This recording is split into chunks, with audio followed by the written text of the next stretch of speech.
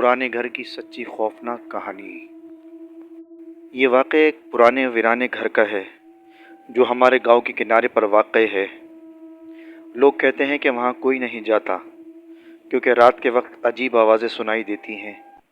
ایک دن میں اور میرا دوست ہمت کر کے اس گھر میں داخل ہو گئے۔ اندر ہر چیز پرانی اور گرد سے بھری ہوئی تھی۔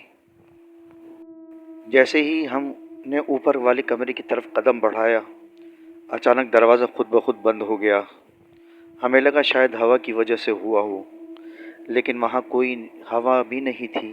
اچانک کسی کے چلنے کی آواز سنائی دی، جیسے کوئی ہمارے پیچھے آ رہا ہو۔ ہم نے پلٹ کر دیکھا تو کوئی نہیں تھا، مگر دیوار پر ایک سایہ حرکت کر رہا تھا۔ خوف کے مارے ہم بھاگنے لگے، لیکن دروازہ کھل ہی نہیں رہا تھا۔